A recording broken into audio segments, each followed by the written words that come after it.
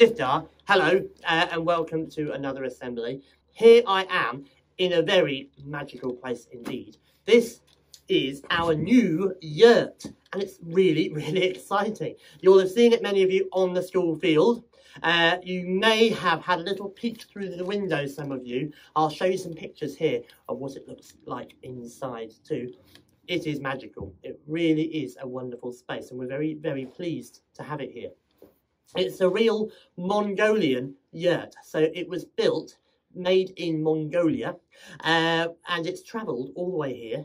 And just Tuesday, it was erected in the field, and it is now a very special place for all to enjoy.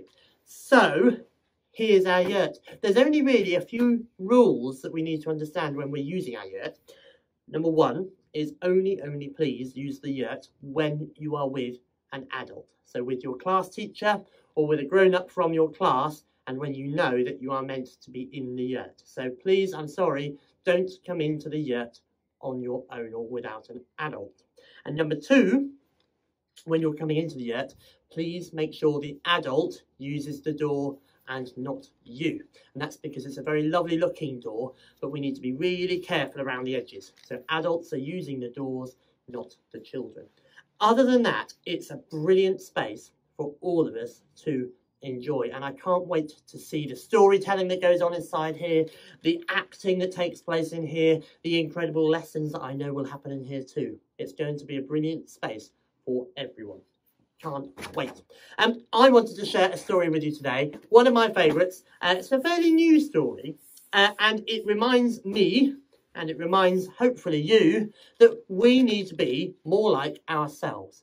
That we don't need to try and be like anyone else, that we just need to be like ourselves. And for me, that's a really powerful message. I hope you enjoy it. It's called Be More Bernard. You ready? I acted like a bunny should act. I did what I believed was right. I twitched my nose. Can you twitch your nose? Good. Year 6, twitch your noses, please. Thank you. I pricked my ears. That's a bit harder. I grazed on grass and dug deep holes in gardens and fields because that's what bunnies do.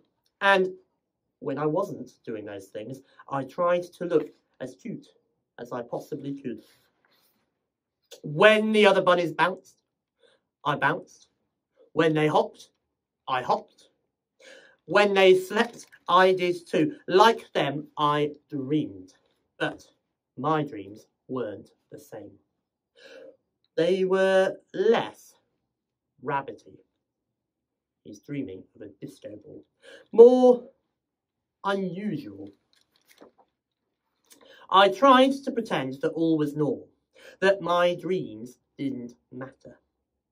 Bernard, they'd ask, what do you dream about? The same as you, I'd lie.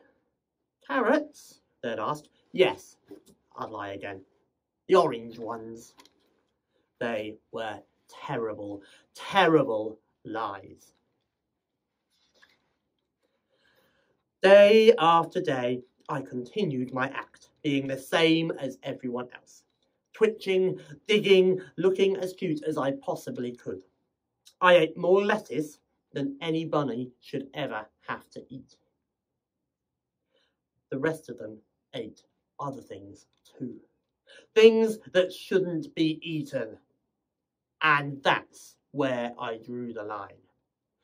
I can't do this anymore, I decided. If you look carefully in the middle there, it says today's special, Who Baps? I started small. At first, it felt a little odd. Bouncing when the others hopped, hopping when the others bounced. But soon it felt strangely normal. At work, I acted just like before. Well, mostly. And bedtime had never been so much fun. When the others slept, I began to take some risks. A few bunnies were suspicious, but most didn't take much notice. Then when the moment felt right. At a Bertie and Brenda's annual bunny ball, I finally went further. And notice they most definitely did. They stood startled like, well, rabbits caught in the headlights.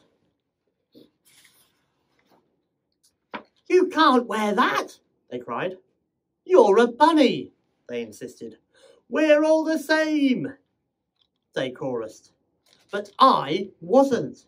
I twirled and sashayed away from their shouts until my world was spinning faster than it had ever spun before. I felt free and fabulous and me. And, well, a bit sick. Probably because of the lettuce and maybe the spinning too. I didn't just bounce and hop. I strutted and swaggered and peacocked and hustled. I grooved with grace. I jived with joy. Glitter glistened and sequins shimmered in the lovely luminous lights. It was wonderful. Most of the others were horrified, blinded by the twinkle of my toes, and maybe the disco ball, possibly my outfit too. "He stands out like a bunny at a disco," Brian cried. "He is a bunny at a disco," Bonnie squealed. "Doesn't he know we're all supposed to be the same?" Bella wailed. But there was one bunny, Betsy, who wasn't horrified. "I like it," she said. "It's different." Soon, Betsy was just as groovy and happy and different as me. It got the others thinking. And before I knew it, we were all as different as each other. Once we were all boogied out, we sat in happy silence. Then I asked the question I was desperate for them to answer. "Do you really dream of carrots?" I said. For a while, nobody spoke a word. But eventually, Ryan spoke. "I hate carrots," he said. "I dream of cheese." Mr. Paisley. "Me too," Bonnie smiled. "And music."